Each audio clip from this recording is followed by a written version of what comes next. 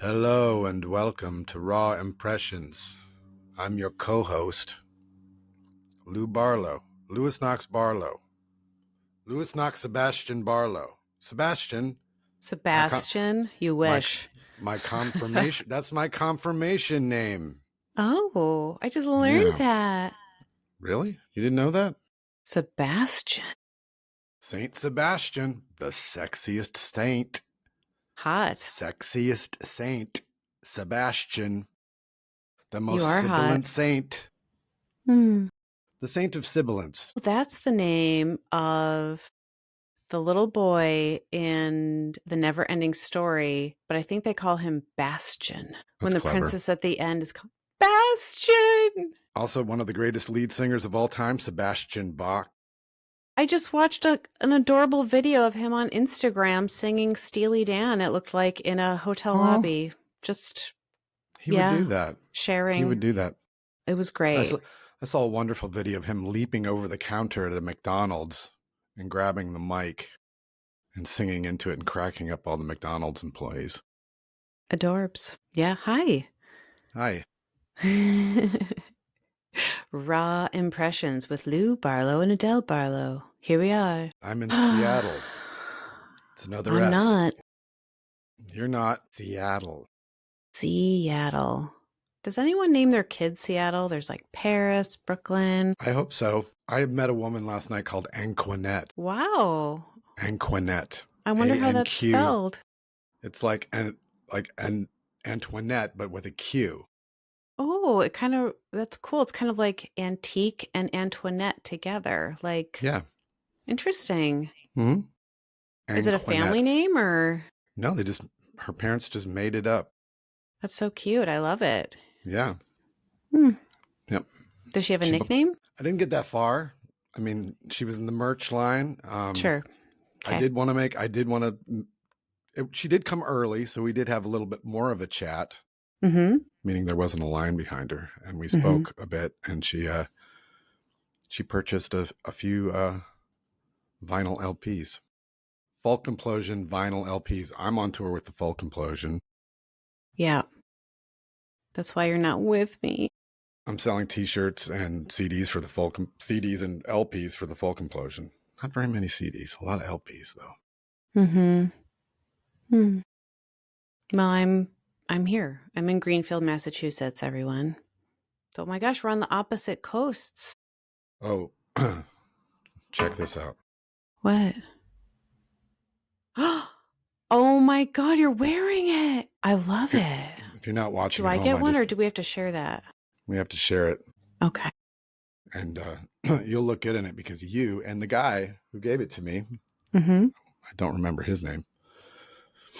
Thank you, guy. Normal name. I don't think his parents made his name. I don't think it was a name that his parents pulled out of the ether. Huh. But yeah, he was wearing his 4-Track Man fan hat. This is what I'm wearing. I am obsessed. So Lou is wearing like a trucker cap that has it's embroidered with 4-Track Man fan. Embroidered on it. It's not even like a print. It's full on. I mean, it looks embroidered, right? It is? Oh, it is. It's actually really good. It's puffy. It's a nice puffy cap. It's actually high quality. It looks amazing. Does he do that? Is that his job? I mean, he was at the mall with his 11-year-old.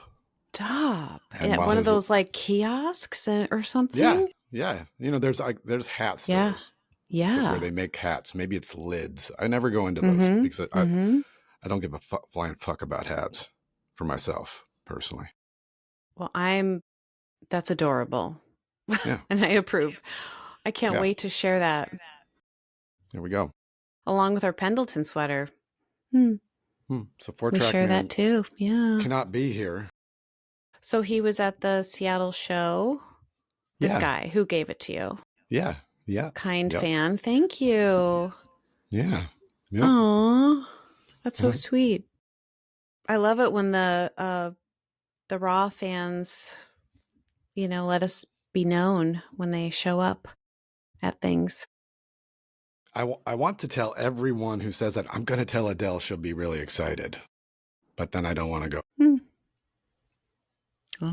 There were quite a overboard. few. There was a pretty solid handful of Raw Impressions fans at the LA show. So we got a God, shout you out. know what's wild? Shout out to them. Shout out, LA. We love you. Oh, God damn, we love you, LA. I was like looking, I don't like the other day at stats or something on the pod, and it said California is our #1 state. We have the most listeners in California. Shout out, California. To say Damn. the folk implosion shows in California were really well attended. Amazing. Yeah, Thank y'all for showing up. We love you, Cali. Yes, West Coast. Showing up for folk implosion and raw impressions. Yeah, this folk implosion tour is going pretty well. Yeah, I've been yeah. So what's on Nice. What's on the docket? What are we doing here? Like, what's happening, right? I think you had an idea. Well, well, do I mention the thing that inspired the thing, or no? Do I not mention the thing that inspired the thing? I have no idea what you're talking about, so you could elucidate for me. Well, it's pungent, and I saw it in a post, and then it made me think about things that I don't like. Well, yeah, we both we share this stance equally. Do you feel okay? Absolutely. Raw onions, no. Raw. That's not a good raw. Our raw impression, our raw take is leave your raw onion out of my fucking salad. Yeah. Keep it in the kitchen, and out instead, of my fucking burrito. Put it in the saute pan and cook it. I'll saute the shit out of it. Maybe. Oh yeah, do that. Or even brine it for a second. Just Help make it. Make it, make it translucent. Yeah. You know, make it easier to digest, easier. And then also, so it leaves your fucking mouth and it's not reminding you that you ate it. And everyone else who wants to come near you, right? Yeah. There's something really, really intense about raw onion. And I was saying this to our mutual friend, Sarah, who we were just speaking about before the recording. I equated it kind of to wind chimes. You are doing this thing. Okay, so let's say you hang up some wind chimes in a residential area. Not you're not living off grid. Residential, okay? You just decide to pop some wind chimes out near your front door, back door, whatever. You have now made a decision. You've made a choice that will affect everyone in like a pretty, like a radius, right? Around you. And then whenever that wind hits it, you've decided the soundtrack of that neighborhood. And at 2 or 3 a.m. in a windy spot, we live in kind of a windy spot. It definitely it adds a dimension of, it's like portent. It makes it dramatic. It adds a layer of kind of drama. So when you wake up, that's true. That's true. If you're anything like me, when you wake up at 3 or 4 in the morning, you're pretty much at the bottom of your soul, and you're feeling kind of like a scared animal. And you're kind of going through a list of things that scare you, list of ways the world may or may not be ending. And then adding the wind chimes on top of that makes it especially eerie. So do you also feel that the wind chime is a bold choice in a residential area? I'll be perfectly honest. Do you mind it, or are you okay with it? I don't mind it. At one point, our neighbors had a set of chimes that sounded just like the beginning of the song Sunday Morning by Velvet Underground, which is one of my favorite songs. So I liked it. It had it just had the same notes as Sunday Morning by Velvet Underground. So, but you don't know what you're going to get when someone hangs up that wind chime. They're not all the same. Yeah, you've got some really strong opinions about wind chimes that I don't necessarily share, and that's fine.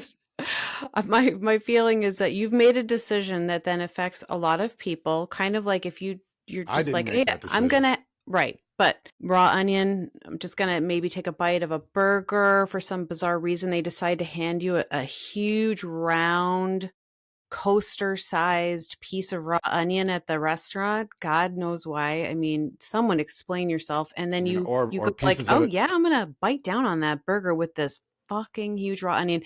Then everyone you're going to come in contact with, you're deciding what that airspace is going to smell like. Because you can't escape that shit. That is intense. Well, I'm more concerned about what it does to my mouth. My mouth. It sticks. I worry it about all of hangs. it. Me and Well, others. Okay, you've made a list. Okay, I've got a list. So Yeah, these let's are get things going. that this is not, this is a heads up. This is about mundane, everyday shit. Life collapsing, go read the news. We all know what's happening, right? This is about the everyday shit that drives you fucking crazy. Me. Shudder, dry heave, irritable, you make a fist. Okay, so my first thing, you, right? The sound a guy, any guy, makes when he's gathering a huge loogie. That's me. In his throat. My throat. To spit it. I just specifically on the ground or in the sink. That's me. And you're like, I always wash those. No. Well, sometimes they're so intense, these lung cookies that come. And for some reason I'm in a real lung cookie phase. I think it's the allergens in the air, you know. Like all of the pollen, the allergens they seem especially concentrated earlier this year. So I have had a lot of, and it all gathers in my upper lungs and in my throat and in my nasal. And so I'm the guy, you're complaining about me. That's very specifically directed at me. I'm just saying, I wasn't thinking of you. I really, honest to God, wasn't. I was thinking of a rando on the street. Like when I'm walking and it's more of like, again, someone has made this decision that's going to affect me where they just start going, like making that sound. And I'm walking by them on the street and I'm like, you're going to do that right now, aren't you? And then they spit and then it lands, it hits the ground. And I'm not talking about you. This is not you. I'm simply talking about that random guy that I pass. And I hate seeing the act of the spit, the sound of the spit, and the pile. The urban oyster. On the ground. Yeah. The urban oyster. Did you just come up with that? I did. That's so clever. I'm impressed. That's hilarious. # urban oyster. Nasty. Ew. Oh my God. So how do you feel when you come upon a loogie pile, an urban oyster on the ground? Does that ever happen to you? Do you notice these things? Yeah, I don't care. That's life. You don't care? I don't care. Do you sidestep it? People literally shit on the streets in San Francisco. I've stepped in human shit when we were in LA. Remember when I was changing the tire, we got a flat tire and I was changing the tire? Yeah. The whole car almost fell on me. But yeah. But then I stepped in human shit. No, I do remember that. But that's life. That's civilization. I know, but this is my list of everyday shit that annoys me. So then then you share me. You share me. Okay, you can't share me. Share. I'll go to the one. Okay, I'll go. Tell me something that you don't like. And this will be related to yours because, all right, farting. Look, I'm totally. We've talked about farting. We had an absolutely amazing episode about farts. I don't know why that didn't go viral. I don't know. It was like one of our least listened to. I have no idea. I thought for Are sure people that too was shy or embarrassed? It's such a good episode. So farting. You know, like when you're on a plane in general, like I know myself. I got to take a deep breath. That when I know that my intestinal gas is especially foul, and you do a test run, you know, okay. You're like a test toot.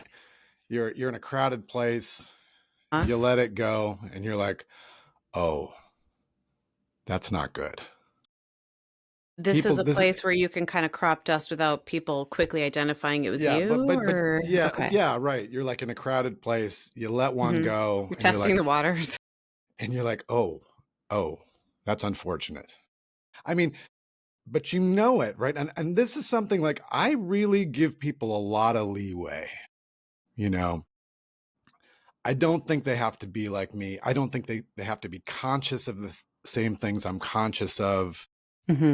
However, when you lay an especially stinky fart, you've got to know it, right? Definitely. And then you know what you have, you know what you're capable of, correct?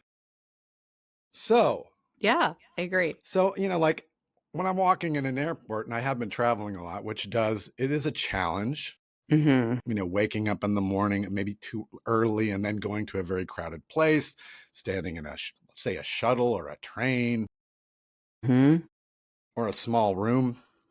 You're like, okay, you know what you have. So, I mean, I can crop dust all day long when you're moving, but if you're in one spot with the same people, the same crowd, you would be aware that I mean, you've pretty much you have there's a what you call it, what is it, like a quota.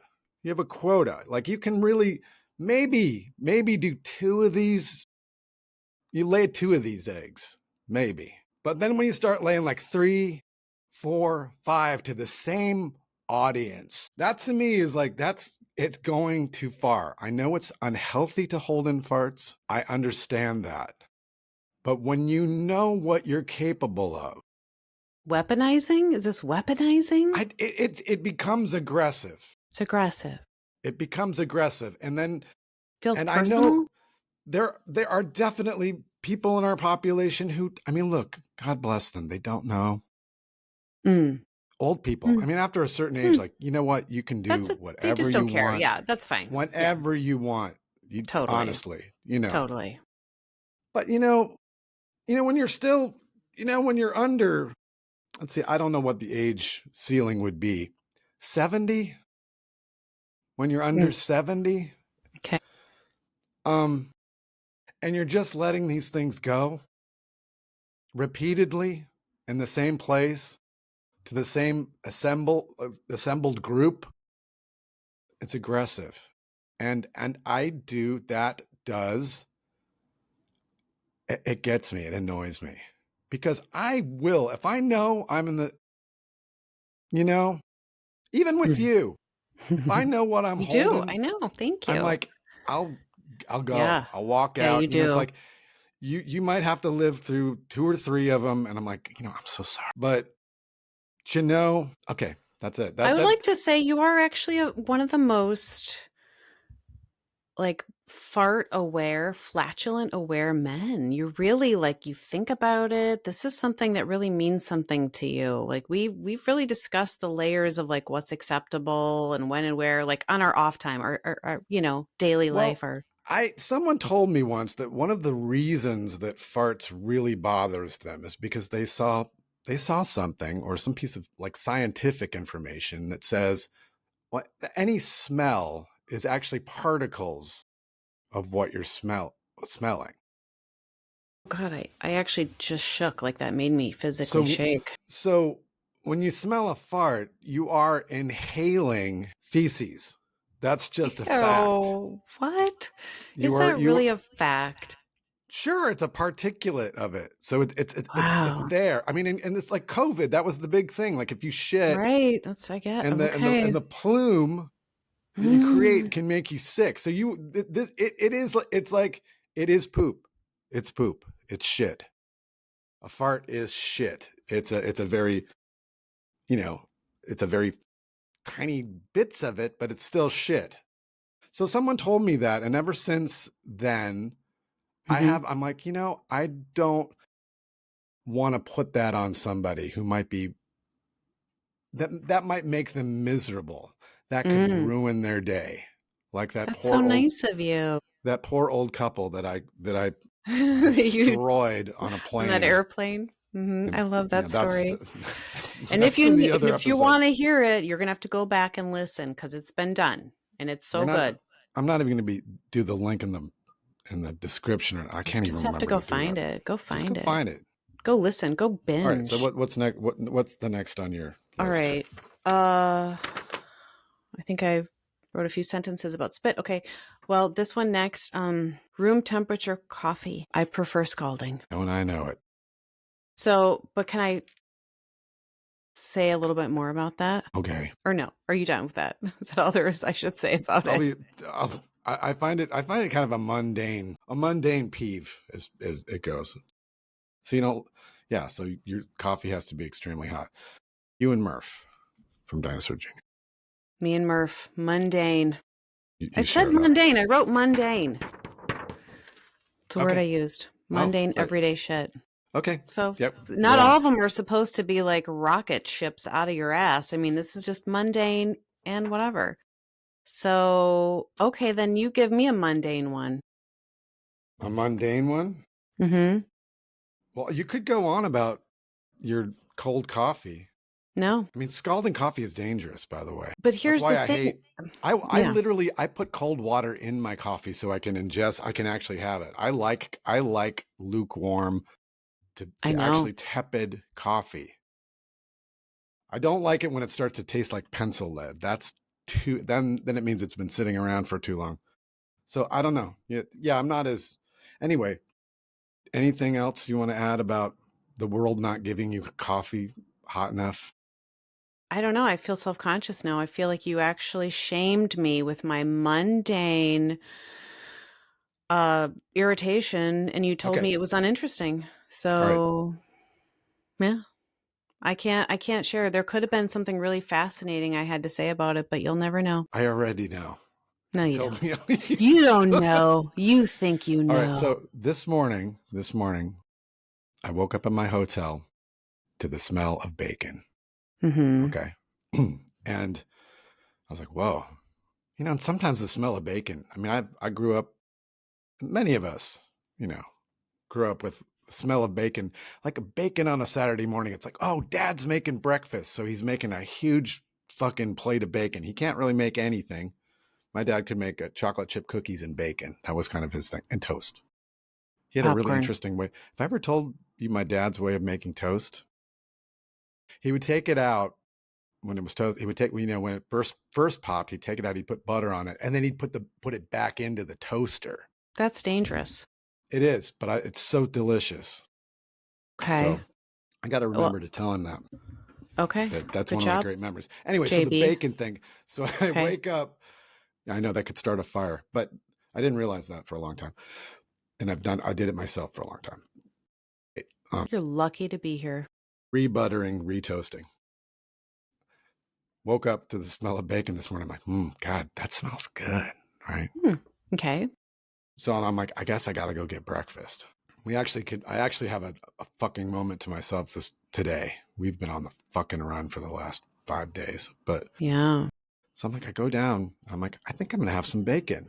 Mm-hmm. Here's the thing. In every fucking hotel, the buffet bacon is garbage. Mm-hmm. And the smell made me, it was like, it just compelled me to it. And I saw it and I opened it up and I'm like, okay, it looks kind of crispy. So I filled a little bowl full and I'm like, I'm going to actually take this bacon to my room and enjoy it. I'm actually going to like sit in bed and eat this fucking bacon. Oh, like I'm going to really enjoy this bacon. And then also I realized that my room is right above the bacon. Really, it is. It is like, so it was coming directly to my bedroom. It wafted up. It rised up. I'm only one floor above the big silver thing of bacon. Oh, okay. So I tried one of the pieces of bacon and it was fucking shit because it's all shit. Fucking hotel bacon. I know. Unless you're in Japan or something, it's garbage. Truly. You put it in and it's like, what is this? It's like, it tastes like fucking toilet paper. It's chewy. It's not the bacon of my youth. And no, why did and I keep coming back hoping that Same. this Yeah, pile of I bacon do is that going to too. somehow, and then I even convinced myself before I go in, I'm like, you know what? I need this protein. I mean, of course I shouldn't, I should at some point, subsist on a plant-based diet, but hey, I'm not there yet. And I need my protein. So again, this morning I had a fucking mouthful of chewy ass fucking paper towel Shards of just consistency. shitty. Ah, Mm-hmm. and I Mm-hmm. just gotta say it. It's like it's been. I've never really just said it definitively because now it's definitive. It Mm. sucks. It fucking sucks. And then Hotel buffet bacon yeah, and specifically. this hotel is a little, and I'm talking about all stratas of hotels, even the good ones. It's not, the Hampton Inn, fuck that, Holiday Inn, We've had so many and holiday then inn and then buffets. even the, like, the 4-star kind of boutique hotels that Dinosaur Jr. will stay in, even those, if they have the buffet, even Mm. that sucks. Right, that's it. I think what you're saying, you've tapped in. If it's a buffet. Yes, buffet specifically in the Yeah, silver thing where you got to yeah, lift yeah, the lid up. yeah. Maybe there's a little Mm-hmm. napkin Tong, a little tied. greasy tong thing, Yeah, and you then grab the yeah, tongue. Maybe it's sitting next to a bunch of bogus fucking sausage. I mean, sausage. that sausage is shit too. The sausage is actually disgusting. And Let's be you know honest. what? And this goes like throughout the Western world. I'm talking, Europe.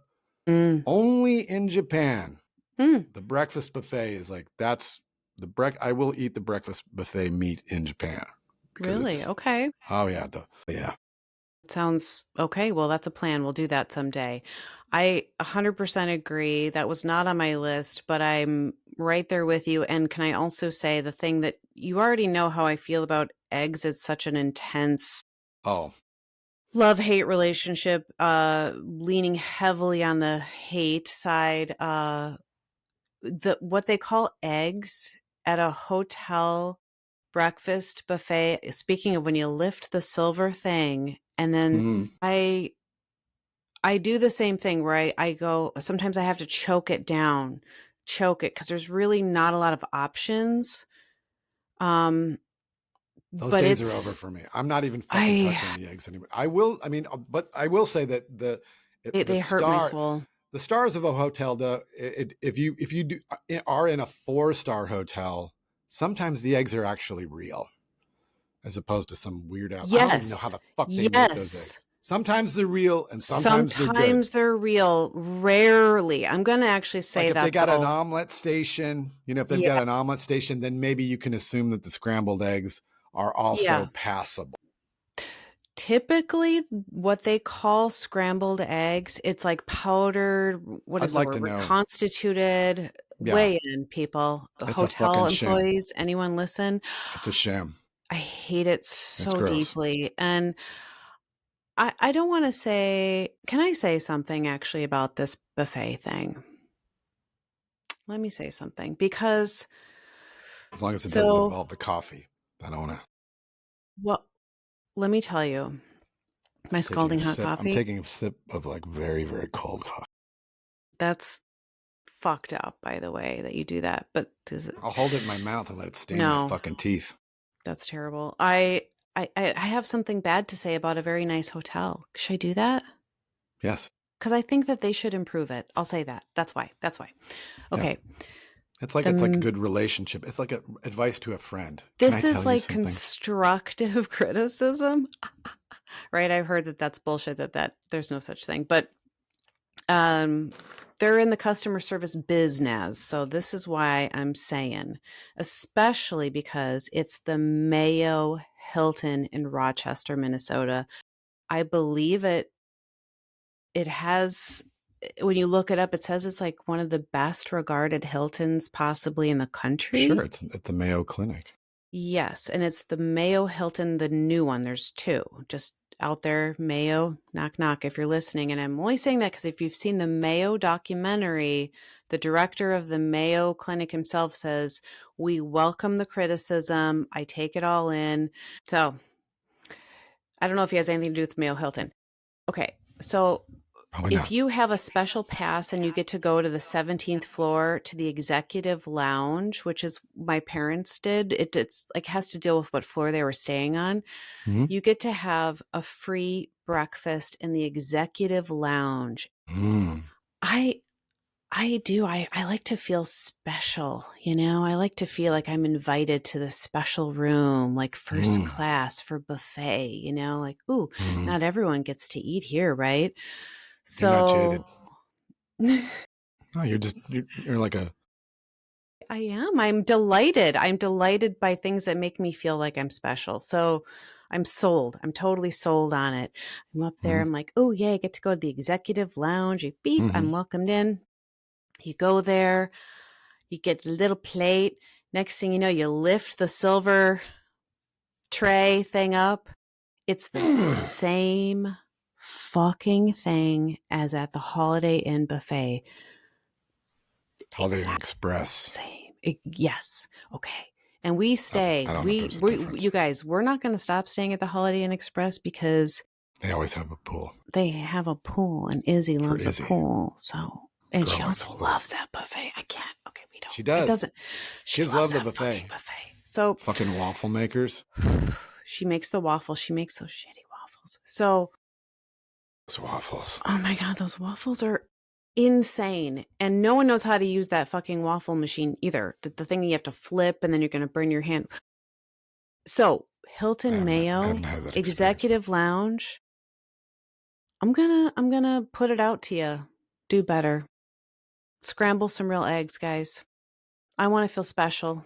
Rolling into the executive lounge with my terminally ill mother. Yeah. God damn it. Because let me tell you this, that should not be anybody's last eggs. That should not be the last mouthful of eggs that you consume. They have the exact same bacon as you described as well, by the way. The bacon is shocking. You're like, no, this is not okay. Okay, let's move on. All right. No, let me just say that, though. Let me say this about the Hilton Mayo.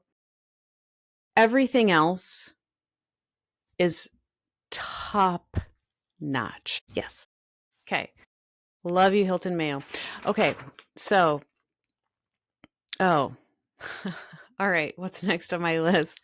Well, I don't even know if I should go into this one because this one could just be a whole episode. But so I'll think about when someone whisper talks. Not me. Not you. You know what that is. Whisper talk. Yeah. I know a few of those people. Anyone who does that?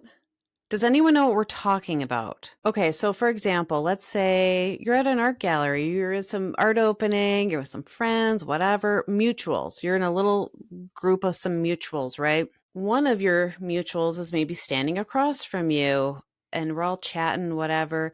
And then that one person decides to they almost like withhold their voice. They keep it close so that only the person right here, I'm pointing to my right-hand side, can hear, right? And they might even be like looking at you out of the corner of your eye because you're standing across from them. Do you know what I'm saying? This is like another aggressive act. Because that's like a thing where people are staying in a group sometimes. You're not they're supposed chatting. to talk loud at an art gallery, so this may not be art gallery openings. Those are fun, where people are like clinking. Oh. People are passing around drinks and appetizers, and it's a modern art exhibit in Brooklyn. I'm making this up, you guys. Okay, we're backstage at a Dinosaur Jr. show. We're backstage at a Weezer show. We're backstage. We're backstage at a Folk Implosion show. Someone could be doing this. No one's backstage at a folk. Good. Yeah, kick him out of there. So I'm just saying that I noticed this happen myself, and it makes me feel bad. So then I feel like I don't like the person who's doing that. And then it makes me feel like they don't like me, but this is their way of like holding it over me that they don't like me, is that they're talking to someone near me, even though it's maybe a group discussion. Am I making sense? Yes. Okay. I know all kinds of whisper talkers. Do you feel that this is also an annoying thing? Well, there's different reasons. Some people do it to exclude you. Right. You know, which is annoying. They do it for exclusionary purposes. And then other people do it because they just have almost no self-awareness. Like they do it Yes, to there's you. that too. There's They're that actually too. speaking. They're actually speaking to you and whispering and making you feel like you're fucking deaf, and not, I and making you feel yeah. like your Meniere's disease, your one ear Mhm. Meniere's is like kicking in. Yeah. Some people are really quiet talkers, and it's true. No, It's not always they're. aggressive. Let's say like you're riding in a car with somebody and they're riding shotgun and they're just like whispering to the fucking windshield. You're like, you're whispering to the windshield. Turn your fucking head and talk into my good ear or my Meniere ear, whatever. My Meniere ear faces the door anyway, if I'm driving. But yeah, don't look forward and start fucking speak. But sometimes that's just someone just not without that little notch of self-awareness. And maybe they're like deeply insecure. Maybe this No, is like they're not. I don't know. They're not. Okay, Actually, I'll say that oh. I'll say that people who whisper talk after the age of this is another age thing. If they do it like after, because teenage boys do this, they just Yes, do it. It's teenagers wild. are so guilty of the whisper talk. But that's Yes. okay because And they're muttering. teenagers. But I mean, Muttering. after a certain age, and I don't know where we could put this age, probably 30. Let's just put it at 30. I was just going to say between 25 and 30. Let's be generous. I mean, although 27 is where you should really, this is where you come into your own. Cut it out. Yeah. Really, mumbling and whispering. No, it's like at this point you should understand just the basic like physics of a sound wave coming out of your fucking mouth. But before that, I give young people a pass. Absolutely. I'm not talking about young people. Yeah, I'm talking about adults. Do old people ever? No, they they make sure they're heard. And they like to be talking. They want what's to next talk on to your you. list? Next on my list. All right, Southwest Airlines recently you used to be able to travel on Southwest without baggage charges, which pretty much made it the only good thing about Southwest. Other than maybe the fact that Southwest, there is a sort of like folksy thing that they do, like everybody, all the stewardesses. Southwest. But fucking, Southwest did a bad thing to us once. They fucking they did a terrible thing. They asked for Izzy's fucking birth certificate while we were trying to get on a flight. At that point, I had already flown with a newborn 1-year-old, like countless times with my other kids and never been asked for a birth certificate. But the employees at Southwest are encouraged to be whoever they are, whether they're assholes or they're great. They're encouraged to heighten their personality, to engage people and to make it seem like this really, hey, it's the airline that, hey, we're getting loose, But they took away the bag. They're going to charge people for bags now, which officially makes them the worst fucking airline. Yeah. Because the way they fucking seat people is the worst. Hands it's the down. dumbest fucking thing. The way they make you line up by group but then they give you a number. But see, the thing is, the one thing, when people are traveling by plane, air travel, people are feeling vulnerable. Yes. They want a sense of predictability. Even if they have to sit in the middle seat, they get their ticket and they're like, oh shit, I'm in the middle seat. It's my least favorite thing in the world. But you're prepared for that. You're like, okay, so when you're middle seat, Delta, American, United, whatever, you're like, that's where I'm at. That's my fucking lot. And then if you're feeling like then you can even go, up to the counter and go like, can I please not have a middle seat? And then maybe you can get resat, right? Southwest, it's like fucking Lord of the Flies at the end. Yeah. And these poor people who even if they book their flight like fucking 5 months in advance, if they're just regular people traveling and can't fucking pay the extra fee to be, big stuff like Group A or whatever the fuck, they're like, then it's just like, do I get an aisle? Do I get my, people, because people are real particular about their aisles and their windows. And I understand that. I love my aisles. I just love my aisles. It makes me feel better.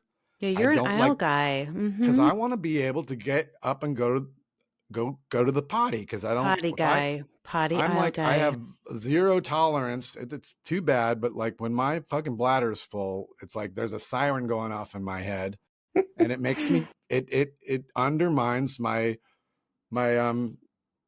undermines my stability. It makes me feel, and when you're flying, I'm in a good spot with flying right now. I don't think I'm going to die every time I get on a plane, but sometimes there can be years, months at a time where every time I step onto a plane, I feel like I'm going to die. And I'm assuming that everybody else goes in and out of this.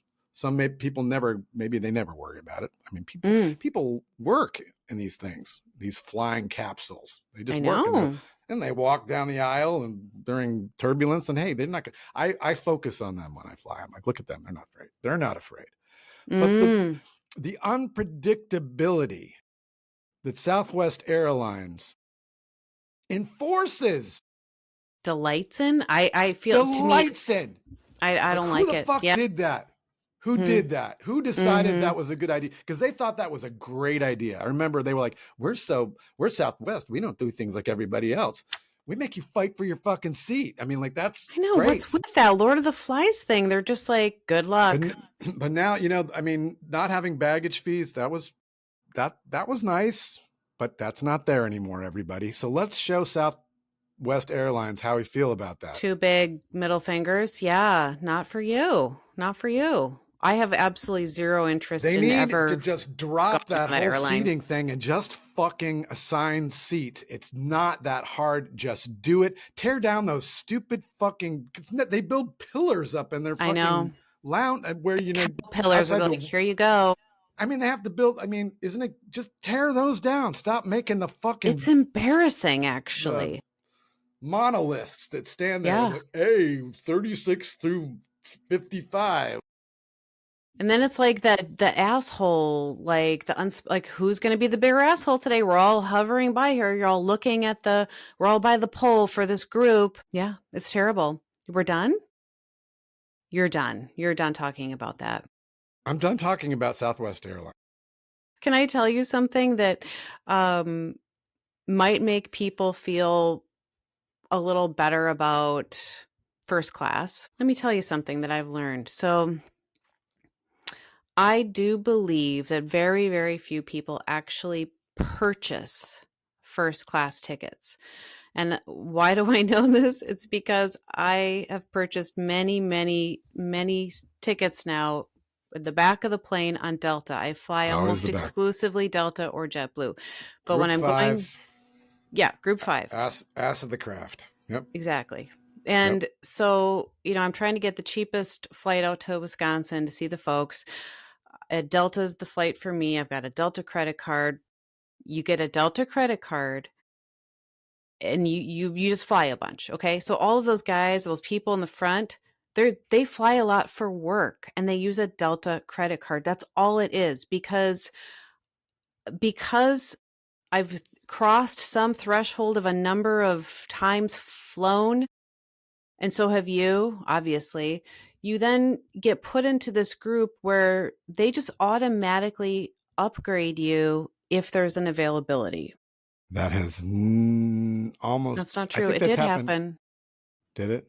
Yeah. It's happened like twice in my fucking life. It's only happened like, 2 or 3 times for me now, actually. But I'm a fucking idiot when it comes to like even frequent flyer. I'm really bad at getting benefits for things. I track mine every time. I always put my number in, so I get credit. I'm too lazy for that shit. But I'll say this, and this was cool. What was one of the last times I flew? Was it Delta? Or it was Delta, but like I literally I was going onto the plane with my ticket that was for the back of the plane, and the guy handed it to me and was like, "Oh, did you want a new ticket?" And I was like, why would I want a new ticket? And he said, well, your seat's changed. And I'm thinking, oh no, why is my seat changed? What's going on? And he handed it to me and it was like 1A. They had bumped me up So I didn't pay for that. They just moved my ass up there. I like that information. It's just reassuring, because people go, I don't want to walk past first class, those smug assholes. You know what? Right. No, You think they're just regular people actually who just fly a lot for whatever. I liked that information myself because I do. I mean, I think people who are in first class deserve to be there. I don't think anybody, I mean, and I don't, but there is that kernel Mm-hmm. in me and I can't get rid of it no matter how much I'm ascending into a person that understands we are all one, that, the self, ego, all those things that make thoughts like that. But I still, no matter what, no matter how much I hold my breath in silence and measure my breaths and, breathe in the love, breathe out the love.